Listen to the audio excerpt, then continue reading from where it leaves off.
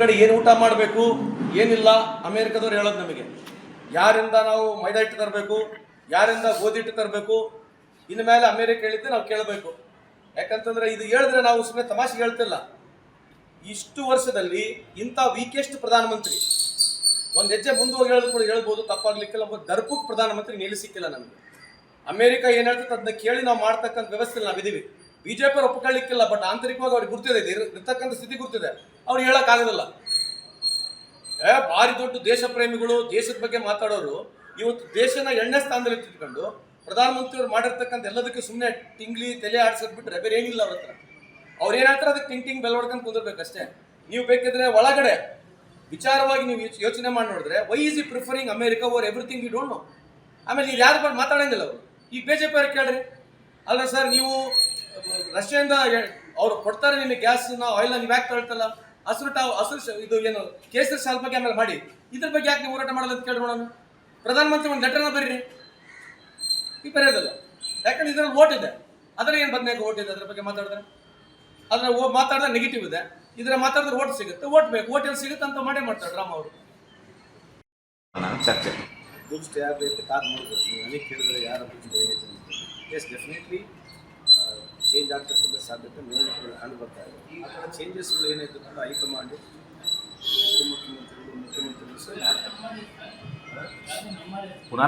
ಪುನಾರಚನೆಗೆ ಸಾಕಷ್ಟು ಒತ್ತಡ ಬರ್ತಾ ಇದೆ ಸರ್. ಪುನಾರಚನೆ ಆಗ್ಬೋದು ಸರ್, ಹಿರಿಯರೆಲ್ಲ ಬಿಟ್ಕೊಡ್ಬೇಕು ಅನ್ನುವಂಥ ಒತ್ತಡ ಇದೆ. ಎಲ್ಲ ಆಗ್ತಕ್ಕಂಥ ಸಾಧ್ಯತೆ ಮೇಲ್ನೋಟ ಕಂಡು ಬರ್ತಾ ಇದೆ. ಇದೆಲ್ಲ ಅದೇ ಏನು ಮಾತಾಡೋದು ಡಿಫಿಕಲ್ಟ್ ಕ್ವಶನ್, ಡಿಫಿಕಲ್ಟ್ ಆನ್ಸರ್.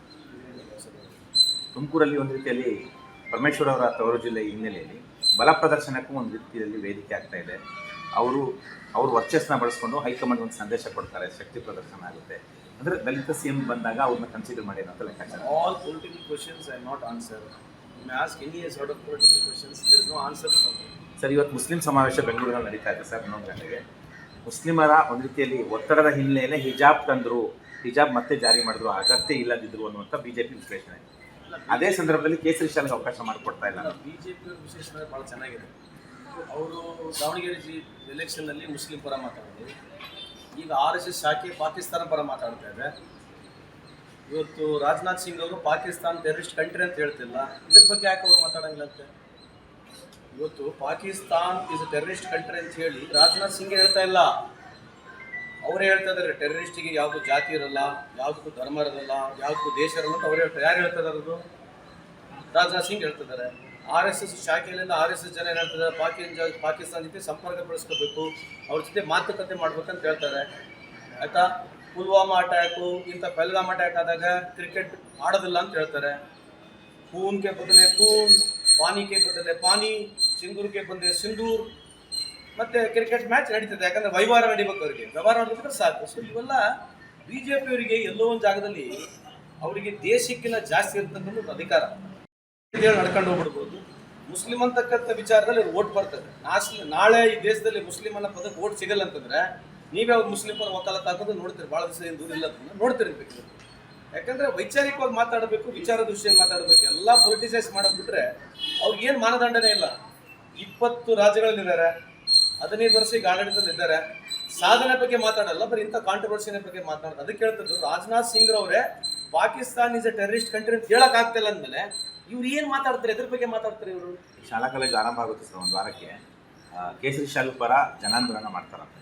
ಅವ್ರು ಮಾಡಲಿಲ್ಲ. ಈಗ ಪಾಕಿಸ್ತಾನ ಪರ ಮಾತಾಡೋರು ಮತ್ತು ಜನಾಂದೋಲನ ಹಿಂಗೆಲ್ಲ ಮಾಡೋದು. ಪಾಕಿಸ್ತಾನ ಪರ ಮಾತಾಡೋರು ಕೇಸರಿ ಶಾಲ್ ಬಗ್ಗೆ ಮಾತಾಡೋಕೆ ಇವ್ರಿಗೆ ಏನು ಅಧಿಕಾರ ಇದೆ? ಯಾರ ವಿರುದ್ಧ ಇದ್ದೀರಿ ನೀವು? ದಿನ ಬೆಳಿಗ್ಗೆ ಇದ್ರೆ ಪಾಕಿಸ್ತಾನ ವಿರುದ್ಧ ಮಾತನಾಡ್ತೀರಿ, ಬಾಂಗ್ಲಾದೇಶ ವಿರುದ್ಧ ಮಾತನಾಡ್ತೀರಿ. ಕೇಂದ್ರದಲ್ಲಿ ನೀವಿದ್ದೀರಿ, ಸರ್ಕಾರದಲ್ಲಿದ್ದು ನಿಮ್ಮ ಸಚಿವರು ರಾಜನಾಥ್ ಸಿಂಗ್ ಸಚಿವರು ಇರ್ತಕ್ಕಂಥ ಸಚಿವರಿಗೆ ಇವತ್ತು Pakistan is a terrorist country ಅಂತ ಹೇಳಕ್ ಆಗೋದಿಲ್ಲ. ಮತ್ತೆ ಇನ್ನೇನು ಬಂತಿದ್ದಾರೆ? ಏನು ನಾವು ಅಧಿಕಾರಕ್ಕೆ ಬಂದರೆ ನಾವು POK ತಂದುಬಿಡ್ತೀವಿ, ಪಾಕಿಸ್ತಾನ ಅರ್ಧ ಈ ಕಡೆ ತಂದುಬಿಡ್ತೀವಿ. ಎಲ್ಲೈತೆ ಆ ಭಾಷಣಗಳು ಎಲ್ಲದಾವೆ? ಕೇಳಲ್ಲ ಸ್ವಲ್ಪ BJP ಅವ್ರಿಗೆ ಕೇಳಿ. ಇದೇ ಶಾಲ್ ಹಾಕೊಂಡು ನಾವು ಮೆರವಣಿಗೆ ಮಾಡಿಬಿಡ್ತೀವಿ, ಶಾಲ್ ಬಗ್ಗೆ ಒತ್ತಡ ಮಾಡ್ತೀವಿ. ಇದು ವೈಚಾರಿಕವಾಗಿ ವಿಚಾರವಾದ ದೃಷ್ಟಿ ಇರ್ತಕ್ಕಂಥ BJPಯ ವಿಚಾರಗಳನ್ನ ನೀವು ಮಾತಾಡಲ್ಲ, ಗೊತ್ತಾಗುತ್ತೆ. You will expose them.